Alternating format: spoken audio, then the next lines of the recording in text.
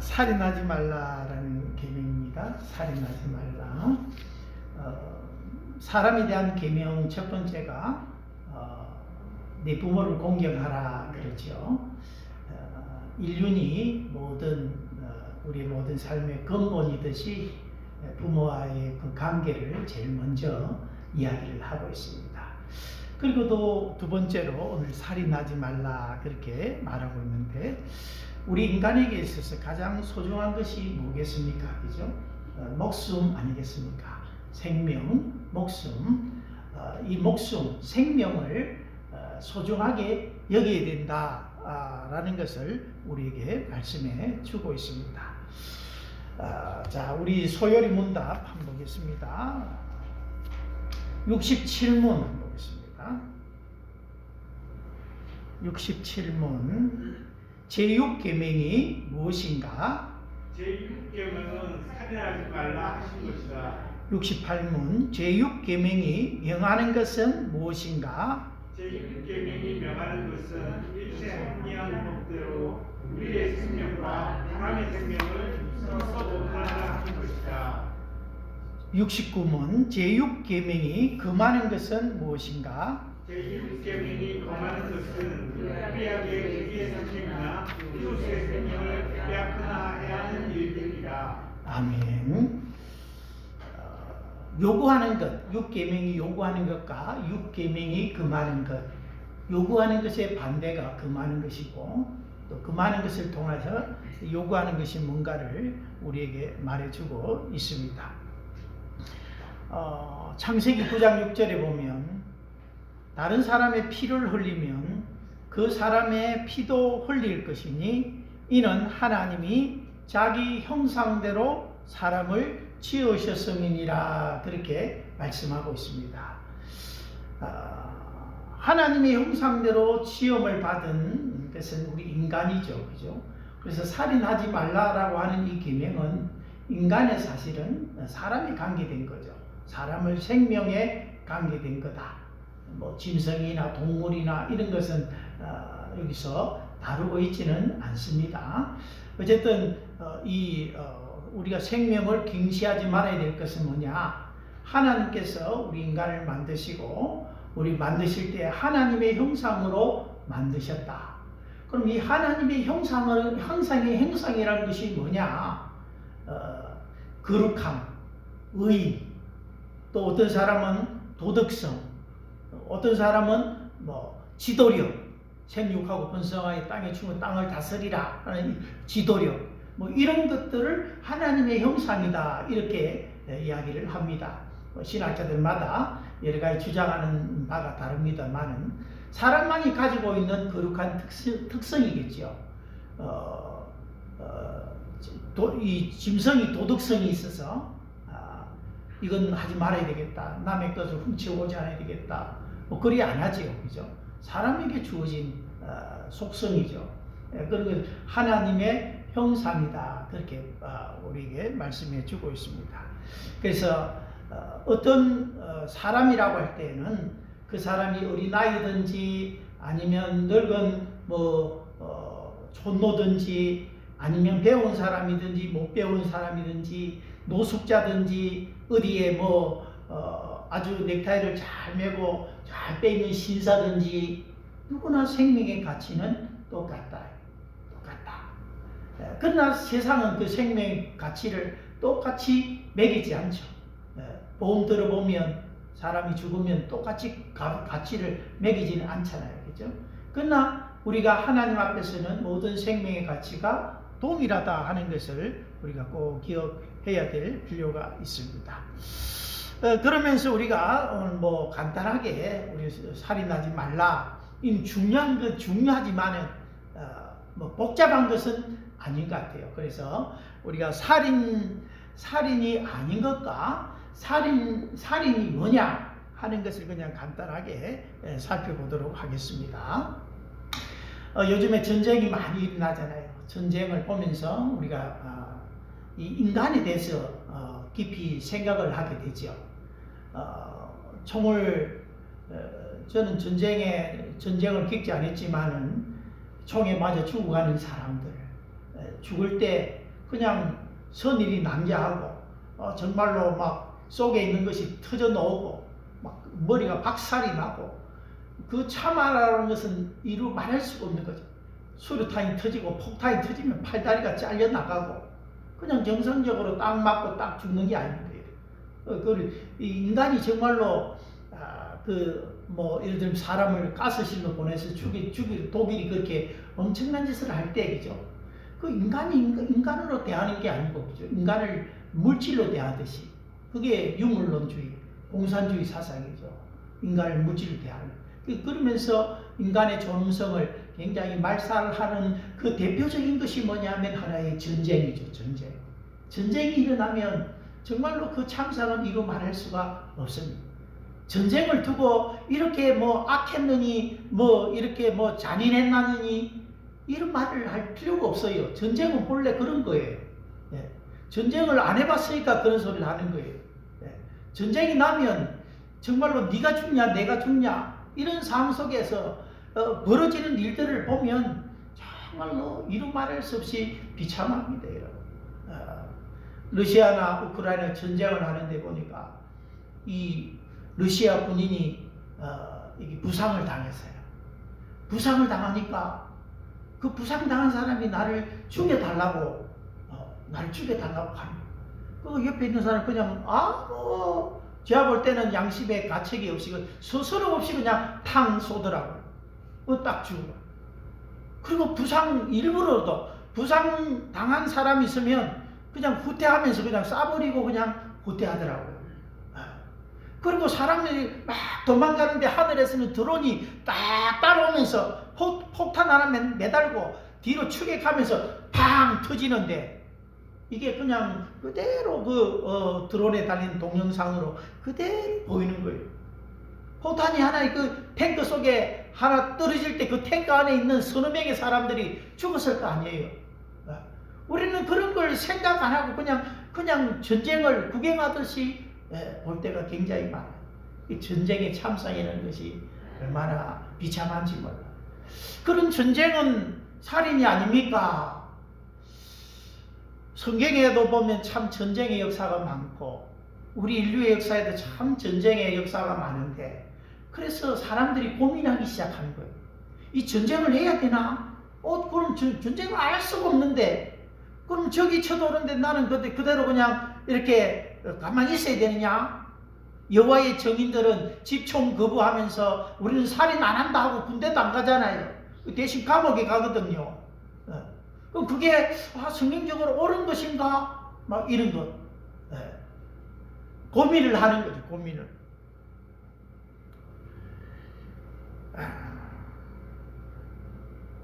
그런데 이런 고민이 초기부터 있지만 중세 시대에도 있었어요. 중세시대는 신학이 굉장히 발달한 시대고 신학을 많이 연구한 그런 시대였으니까 아우구스투가 아니고 그 신학자가 있는데 이런 전쟁은 정당하다. 이런 전쟁은 정당하고 그 전쟁을 통해서 사람을 죽였을 때 괜찮다. 그래 정당한 전쟁론이다. 정당한 전쟁론. 전쟁을 하는데 무슨 정당하고 안 정당하고 그런 게 어딨냐? 사람이 죽여야 되는데 정당하고 아니면 어딨냐? 이렇게 하는 사람도 있지만 그래도 뭔가 전쟁을 하려면 정당해야 된다는 거예요. 첫째로는 정당한 전략이 되려면 정당한 권력으로서 이루어져야 돼요. 정당한 권력. 그러니까 만약에 대통령이 전쟁을 선포할 때에 그 대통령은 한 나라의 국민으로부터 위임받은 어떤 권한이 있을 것 아닙니까? 그런 권한을 국민을 대표해서 전쟁을 선포하는 거죠. 국민을 대표해서 이렇게 선포하는 그게 정당한 권력. 그 다음에 정당한 의도가 있어야 된다. 정당한 의도. 그러니까 전쟁을 할 때에 그 어떤 결과들이 너무 잔혹하거나 자기의 어떤 권력을 얻기 위해서거나 아니면 뭐 다른 나라에 복수하기 위해서 그렇게 전쟁해서는 안 된다. 의도가 정당해야 된다. 아니면 평화를 되찾기 위해서 뭐 평화를 위해서 뭔가 이런 목적이 뚜렷해야 되는 거죠. 정당한 의도. 그 다음에 정당한 명분이 있어야 된다. 전쟁을 하는데 정당한 명분이 있어야 된다. 상대방이 먼저 우리 국민에게 잘못을 했고 그것에 대해서 무슨 보상하지 않거나 아니면 우리의 영토를 빼앗아갔기 때문에 우리가 되찾아와야 된다. 뭔가 정당한 명분이 있어야 된다. 그리고 이런 세 가지를 그죠? 아우구스투스라는 사람, 이 신학자가 주창을 했지요. 그렇게 하면서 그 전쟁 중에 사람을 죽일 수 있다. 정당한 권력, 그 정당한 명분, 정당한 의도가 있어야 된다. 이 세 가지가 다 정당해야 그 전쟁은 정당한 전쟁이다. 뭐 이렇게 하기도 하는데 오늘날의 전쟁은 그렇지 않고 어떤 한 지도자의 야망이나 뭔가 욕심이나 뭐 어떤 그런 것에 의해서 일어날 가능성이 굉장히 많다.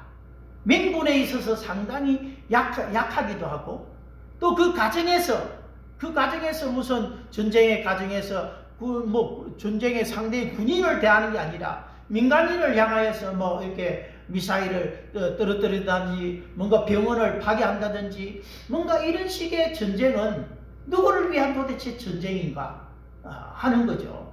그런 게 할 때에 우리가 그런 전쟁은 정의로운 전쟁이 아니다라고 우리는 말할 수 있겠습니다.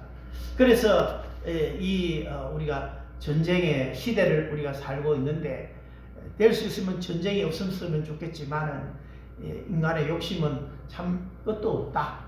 지금 트럼프 대통령 얘기죠. 그린란드인가 뭐 그 땅을 그죠. 우리에게 달라. 덴마크 땅인데 그죠. 저 그린란드가 쓸모없는 땅, 그 얼음 땅이고. 그런데 이제 명분은 뭐냐면 러시아가 막 군사적으로 이렇게 위로부터 쳐내려오면 방비할 수가 없다. 우리가 그 그린란드를 책임져야 된다 하면서 막 이제 요구를 하는데 막 그냥 트럼프는 그냥 힘으로 그냥 막 무지막지하게 밀어붙이는 거죠. 푯보다 힘인 것 같아요. 그죠? 그러니까 유럽이 반대하고 막 하면서 서로 이리 알력이 생기고 갈등이 생기고 막 하는 가운데 보면 세상은 정말로 정상적인 세상이 거의 없는, 그래서 전쟁이 끊임없이 계속된 지금까지 역사 속에서 그렇게 우리가 살아왔던 것을 우리는 보게 됩니다. 우리가 살인에 있어서 우리가 어떤 정당방위를 생각할 수가 있습니다. 그죠? 정당방위. 도둑을 쳐 죽이는 것은 그건 정당한 거냐 아니냐. 그죠? 출애굽기 22장 2절 3절에 보면 도둑이 뚫고 들어오는 것을 보고 그를 쳐 죽이면 피 흘린 죄가 없으나, 그 다음에 해 돋은 후에는 피 흘린 죄가 있으리라. 도둑이 밤에 이렇게 쳐들어왔을 때 그죠? 쳐 죽이면 피 흘린 죄가 없다. 그런데 해 돋은 후에 흔하게 보이는데 도둑놈이 만약에 담을 넘어오는데 내가 때 죽일 뻔했다. 그럼 그런 거는 안 된다 이 말이에요. 왜 안 죽일 수 있는데 흔하게 보이는데 왜 그 도둑놈을 죽이냐 라는 것을 고의적이고 뭔가 과도한 보복을 행하는 것, 그런 것들은 정당해서는 안 된다. 밤에 부지 중에 막 어떻게 도둑놈이 왔을 때는 쳐 죽일 수 있지만 해가 흔하게 떴는데 사람을 죽일 수는 없다 하는 것을 우리는 보게 됩니다. 그리고 요즘에 많이 이렇게 좀 생각하게 되는 것인데, 아까도 얘기하면 이 살인에 대해서 동물을 살생하는 것은 살인인가 하는, 살인하지 말라 할 때는 하나님은 사람을 염두에 두신 거예요. 사람을, 그죠? 동물이나 짐승은 이 사람에게 하나님께서 맡기신 것이고, 그래서 그럼에도 불구하고 이런 동물 살생에 대해서 어떻게 할 것인가? 유튜브에 보니까요, 이 겨울에 이 얼음이 얼잖아요. 냇가에 그러니까 어떤 유튜버가 이 망치, 이 해발을 들고 망치 같은 거 들고 이 가는 거예요. 그러니까 얼음치기를 하는 거예요. 얼음을 탁 치면요, 그 얼음 밑에 있는 고기들이 그냥 막 기절을 해버려. 좀 낮은 곳에 언데 얼음을 치기를 하면, 또 그 옛날에 그렇잖아요. 막 이렇게 또 망치 같은 거 들고 가가지고 바위 같은 거 그죠? 탕 때리면 바위 밑에 있던 물고기가 탁 뒤집어 올라오잖아요. 그런 걸 보면서 그 유튜브를 보는 사람들 중에 어떤 사람들이 그렇게 이야기하는 거예요. 아니 왜 저렇게 물고기를 저렇게 망치를 쳐서 저렇게 기절시켜가지고 저렇게 잡냐. 어떤 사람은 물에 들어가가지고 막 홀치기 하는, 옛날에 홀치기 뭐 바늘 달아가지고 이렇게 탁 땡기면은 탁 걸려가지고 그러니까 이제 이 물고기들이 살점이 좀 막 파고들잖아요. 얼마나 그 고통스럽겠느냐, 왜 고기를 저런 식으로 잡느냐 하면서 막 이렇게 막 고발하는 그런 사람도 있다고 하더라고요. 그래서 너무 이게 이제 지나다 보니까 이게 요즘에는 동물이 완전 사람보다 더 이게 사람 취급받는 시대니까 그죠. 개가 사람보다 훨씬 더, 개팔자가 상팔자인데 그런 시대로 우리가 살고 있는데 만약에 개를 학대해봐요. 난리 나는 거죠, 그죠? 사람이 죽어나가는 것은 뭐 그냥 아무 소리도 안 하는데 자기가 사랑하는 이제 애완용 개 막 그렇지 동물에 대해서 감정이입이 되니까 막 동물을 왜 학대하냐 막 그래서 동물 잡을 때도 그죠. 요즘에는 옛날에는 돼지나 소를 잡을 때는요 그 망치 도끼 달린 망치입니까? 그거 가지고 막 여기를 때려가지고 막 그리 잡았어요. 요즘에는 그리 안 잡잖아요. 소 잡으러 오자면 총으로 탁 쏴가지고 여기 탁 쏴 바로 죽게 합니다. 소한테 왜 고통을 주느냐? 고통을 주느냐? 참 이렇게 동물 죽이는 것도 참 어려워요. 근데 어려운데 우리가 아이고 그러면 뭐 이것도 뭐 물고기도 함부로 잡으면 안 되고, 마치 불교에서 이야기하는 것처럼 벌레도 생명인데 그죠? 그 생명을 해하면 되냐? 이런 식의 사고, 그거는 불교죠, 그죠? 하나님이 그러면 너는 생선 안 먹냐? 그러면 저 안 보는 데서 죽인 것은 뭐 잔인 안 하고 보는 데서 죽인 건 잔인하냐? 고기 좋아하고 생선 먹고 뭐 저 다 먹으면서 그죠? 매운탕 저도 좋아하는데 매운탕 그 고기들이 얼마나 고통을 받고 죽었겠습니까? 그리고 그 냄비에 들어갈 때 살아있는 물고기 탁 넣고 미꾸라지 추어탕을 제가 엄청 좋아하는데 잡아가지고 소금을 탁 치면은 막 탁 뛰어 뚜껑을 탁 닫아야 되는데 그 뚜껑을 안 닫으면 난리 납니다. 그 얼마나 고통스럽겠습니까? 그 미꾸라지가 막 따가라 하고 막 이 먹에 있는 거 다 토해내고 하는데 그죠? 그래서 저는 생명을 너무 경시한 추어탕 먹으면 안 되는가 그런 거죠. 하나님은 우리에게 다 식물을 줬단 말이에요. 근데 이제 그런 것들을 우리가 할 때에 뭔가 그런 것 같아요. 우리 속에 있는 짐승이든지 뭐든지 우리 속에 있는 폭력성을 뭔가 불러일으킨다면은 그거는 좀 주의할 필요가 있지 않겠는가. 내 속에 있는 뭔가 폭력성을 막 불러일으키는 이걸 통해서 막. 근데 우리는 옛날에 뭐 고기 잡을 때 재미로 잡고 뭐 그렇게 잡았지 뭐 폭력성을 가한다고 막 그렇게 잡지는 않았잖아요, 그죠? 그래서 왜 폭력은 살인이거든요, 그죠? 살인에 버금가는 그런 행위들을 우리가 함으로 해서 그것이 동물뿐만 아니라 인간에게도 오염될 수 있고 전염될 수 있기 때문에 그런 담대함이 그죠? 닭 잡는 거요. 저는 처음 한 번 딱 해봤어요. 어릴 때는 아버지가 명절 때만 되면 맨날 닭을 뜨신 물에 탁 담가가지고 털을 팍 뽑아내고 하기 전에 저보고 뭘 한지 알아요? 닭목을 탁 저보고 맨날 이거 들고 있으래요. 그 다리 잡고 딱 들고 그럼 닭목에서 피가 절절절 흐르거든요. 피 뺀다고 막. 아이고 제가 그걸 얼마나 많이 했는지. 근데 딱 한 번 제가 다 그렇게 해봤어요. 동생 집에 갔는데 동생이 집에다가 도시 사는데 닭을 키우더라고. 촌에 살던 그걸 못 잊어가지고. 그래가지고 뭐 저보고 잡아달라는 거야. 그래서 본 거는 저밖에 없으니까 제가 막 닭목을 비틀어가지고 칼로가 이 잡는데 아이고야 그것도 잘 못하겠더라고. 못했는데 그럼 그 닭 모가지 비틀어 가지고 잡으면 안 되냐.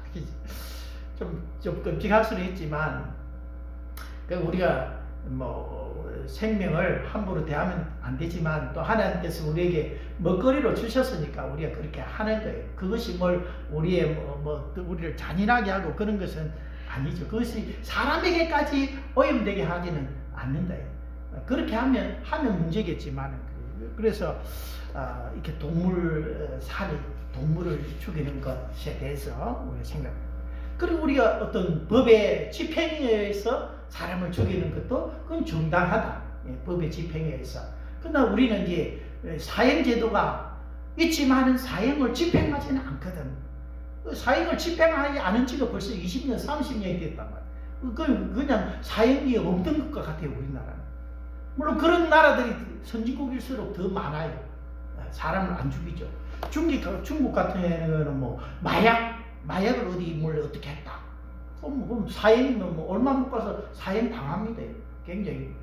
그래요. 이 사형 제도가 없으니까 어린애들이 14살 미친가 뭐 그런 어린애들은 이렇게 뭐 흉악한 그 범죄를 저질러도 처벌을 안 받잖아요. 그 애들이 요즘에는 막 기고만장해가지고 오히려 배째라 하고서 더 흉악한 짓을 해갈 때도 많이 있다는 거예요. 성경에도 사형제도가 있는데 사형제도가 있는 것이 마땅하다. 눈은 눈으로 생명은 생명으로. 그래야 사람이 경각심을 가지고 사람 소중한 줄도 알고 생명 소중한 줄도 알고 그렇게 하는 거죠. 다만 저는 그래요. 그 사람이 사형을 받을지라도 기간을 두고 그 사람에게 정말로 회심의 기회가 있다면은 자기가 정말로 그 죄를 뉘우치고 막 회개하고 이렇게 했다면은 좀 사형에서 무기징역으로 좀 감해줄 수는 있지 않을까. 그 박효진 장로님이 그 교도소사에 가시면서 그죠. 그렇게 흉악범들도 사형 선고를 받았는데 그렇게 흉악범들도 처음에는 막 달겨들듯이 정말로 눈에 살기가 가득하고 근데 복음을 전해서 예수를 믿었는데 완전히 변화돼가지고 하나님 찬양하면서 자기의 지은 죄를 정말로 회개하면서 내가 가족과 이런 잘못했다 하면서 회개하는데 그때 사형을 받았기 때문에 그때 그 당시에는 사형 집행이 되게 되는 거예요. 그래서 그런 사형 집행을 하는데 자기가 한 30명인가 이렇게 집행되는 것을 자기가 봤다. 보면서 이제 그럴 때 볼 때 참 한편으로 안타깝지. 이 사람은 죽을 죄를 지었지만 그래도 참 돌이켰는데 그러나 또 이제 이렇게 가해자의 입장보다는 또 피해자의 입장이 있잖아요. 내 아들 내 딸을 죽였는데 그죠? 또 이렇게 죄를 감면해 주면 또 피해자 입장에서는 또 그게 형평성이 다를 수도 있긴 한데 이런 것들이 우리의 고민인데 현 법에서는 이런 우리나라 법에서는 사형이 집행되지 않는 가운데 있다. 그러나 정당한 법으로서 판결난 사람들이 사형받는 것은 정당하다라고 우리는 그렇게 생각할 수가 있겠습니다. 살인을 할 때도 우리가 직접적인 살인이 있겠죠. 또 간접적인 살인, 타살이 있겠죠. 타살. 또 직접적으로 죽이는 것, 살인하는 것. 또 어떻게 보면 자살하는 것, 그죠? 자살. 이건 자기 생명을 스스로 끊는 거죠. 그래서 극단적인 선택을 했다. 차라리 이제 우리는 자꾸 이렇게 이 죄를 미화시키는 경우가 많아요. 그래서 극단적인 선택. 옛날엔 자살을 했거든. 이 극단적인 선택. 그럼 그 자살을 내가 선택할 수 있다는 거잖아요. 내 생명을 내가 없앨 수 있다는 거잖아요. 그게 극단적인 선택이잖아요. 어떤 선택은 선택이니까 근데 그 내 목숨을 내가 죽일 수 있습니까, 여러분? 그 자살인데. 그래서 자꾸 이렇게 좀 인간적인 것을 주장하는 사람들은 그런 아주 좀 상처 주는 말들을 좀 하지 말자. 자살이 그건 좀 그럼 듣기도 거북하니까 극단적인 선택을 하자. 그러니까 사람들 자꾸 자살을 자기가 선택할 수 있다고 생각하고 목숨을 끊는 사람들도 많이 있어요. 그런 자살, 고의적인 어떤 살인 이런 거. 어떤 사람은 자꾸 이런 질문을 하는 사람이 있어요. 자살하면 천국 갑니까? 못 갑니까? 이렇게 묻는 사람. 자살하면 천국 갑니까? 못 갑니까? 왜 그런 그 질문 자체가 잘못된 거예요. 그죠? 자살하면 천국 갑니까? 우울증을 앓다가 자살했는데 그 사람 지옥 갑니까? 천국 갑니까? 자살해서 지옥 가면 뭐 자살 외에 얼마나 많은 죄가 지옥 갈 죄가 많겠습니까?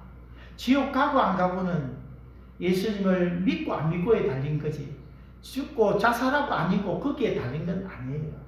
우울증을 앓다가 자살했는데 그 지옥 갔겠습니까? 묻는데, 그죠? 예수를 믿어도 우울증에 걸리는 사람이 있어요. 그죠? 그런 사람들이 또 어떤 자기가 자살을 할 때도 자기 의지가 아닐 수도 있고, 뭔가 그 속에는 알 수 없는 것들이 많이 있어요.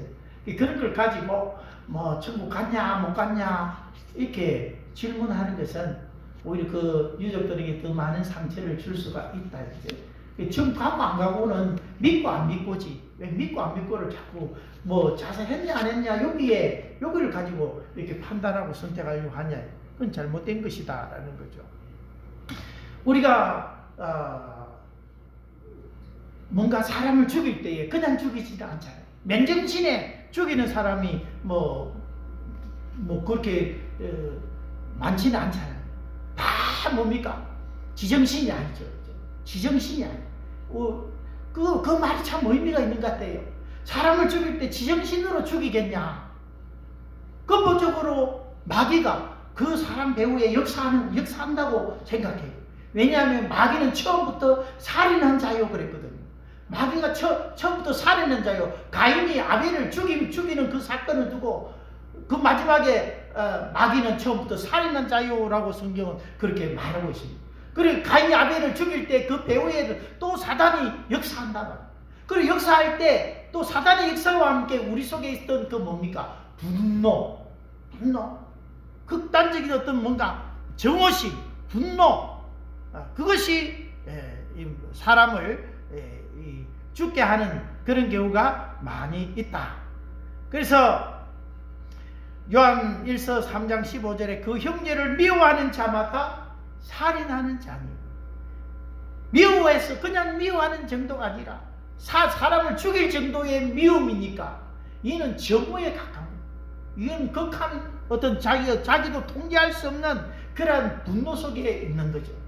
그렇게 해서 이렇게 우리 사람을 죽이는 것은 간접적으로 우리가 사람을 죽이는 거다.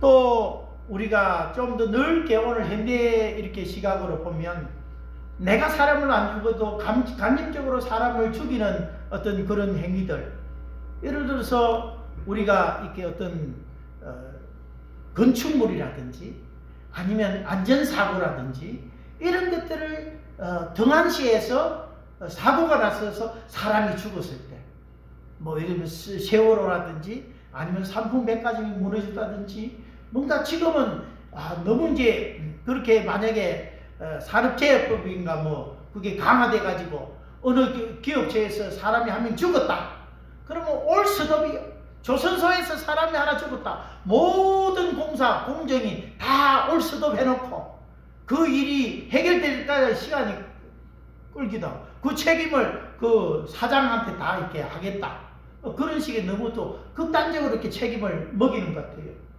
어쨌든 생명을 이 경히 여기는 그런 생각으로 내가 관리해야 될 건물이라든지 이런 시설이라든지 안전시설이라든지 이런 것을 등한시하는 것도 어떻게 보면 그것에서 사고가 날 수 있으니까 우리가 조심해야 될 필요가 있다라는 생각이 드는 거죠. 그리고 성경에는 어떤 짐승을 잘 관리하는 것, 예를 들면 소가 남자나 여자를 받아서 죽이면 그 소는 반드시 돌로 쳐서 죽일 것이요, 사람이 소를 죽이는 것에 대해서는 말하지 않아요. 그러나 소가 사람을 죽이는 것, 왜냐하면 사람이 더 중요하거든요, 짐승보다. 그래서 소가 사람을 받아서 죽이면 그 소는 돌로 쳐서 반드시 죽이라고 말씀하고 있습니다. 내가 키우는 개다.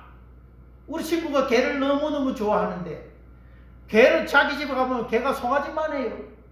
근데 그 송아지만한 개를 끌고 이렇게 목줄을 해가지고 막 가기도 하지만 가끔은 그냥 저 산책시킨다고 저 강가로 가는 거예요.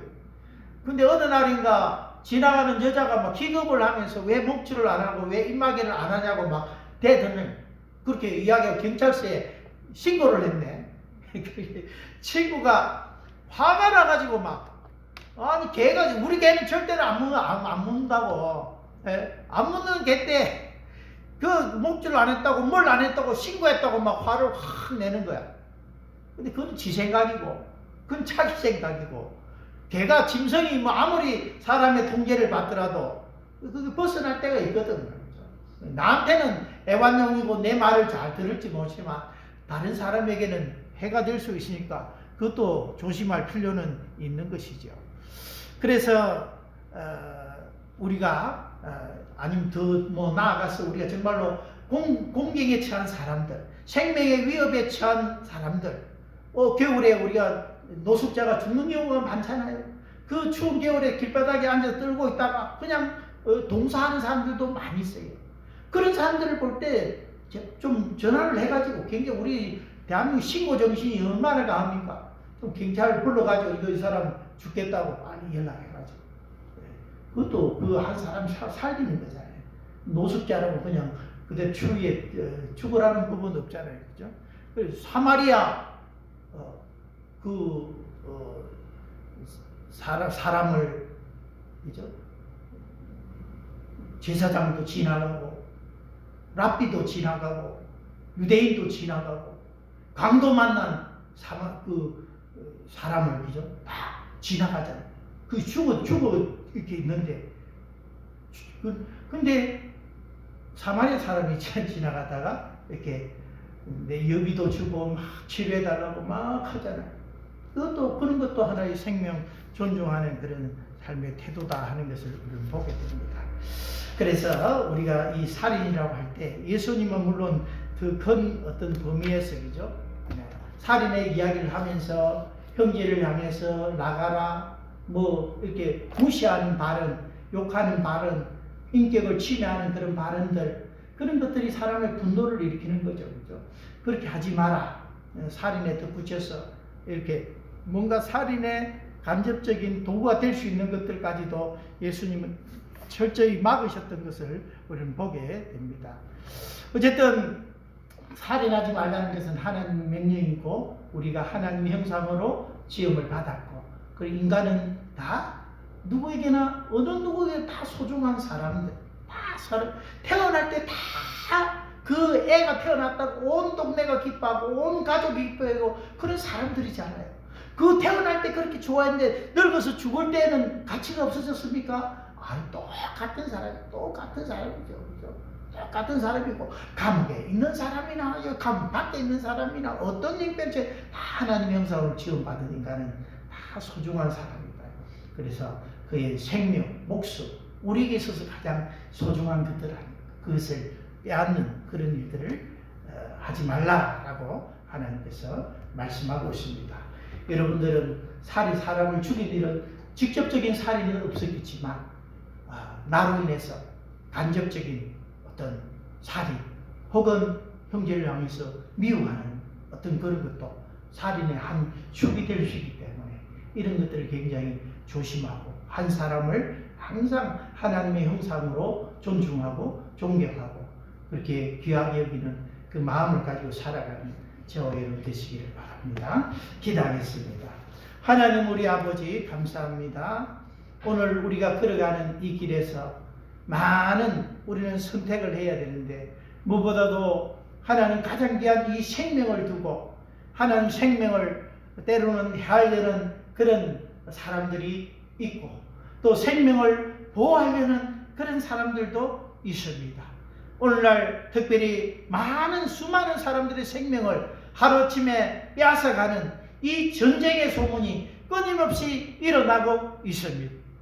어떤 유튜버는 오늘 몇 명이 죽었고 몇백도 아니고 몇천 명이 죽었는데 그 몇천 명이 죽었다는 것을 아무런 마음의 감정도 없이 그렇게 몇천 명이 죽었다 할 때 그 죽은 사람 속에는 누군가의 사랑받는 아들이 있을 것이고 누군가는 사랑받는 딸이었고 그런 아버지는 아낄 유망한 청년이고 그들도 우리와 같이 동일하게 행복을 누리고 이렇게 이 땅을 살 권리가 있는 그런 사람들인데 이 인간의 욕심으로 말미암는 전쟁으로 말미암아 인간의 분노로 말미암아 내 생명은 귀하고 남의 생명은 가볍게 여기는 그런 생명경시의 그런 마음이 우리 속에 들어옴으로 말미암아 사람을 대하는 것이 짐승보다 못하게 대하는 그런 시대를 우리가 살고 있습니다. 오직 하나님의 형상을 따라 모든 사람들을 존귀 여기고 귀하게 여기고 가치 있게 여기고 그것이 우리가 그 생명을 존중하는 삶의 태도로 나타날 수 있도록 축복하여 주시옵소서. 이제는 죽으시고 부활하신 우리 구주 예수 그리스도의 크신 은혜와 아버지의 사랑과 성령의 충만함이 오늘도 살인하지 말라라고 하는 이 말씀을 우리 마음에 깊이 새기고 하나님 한 생명을 귀하게 여기고 또 존중하기 원하는 하나님의 백성들 10년 가운데 이제로부터 영원토록 함께 계실지어다. 아멘.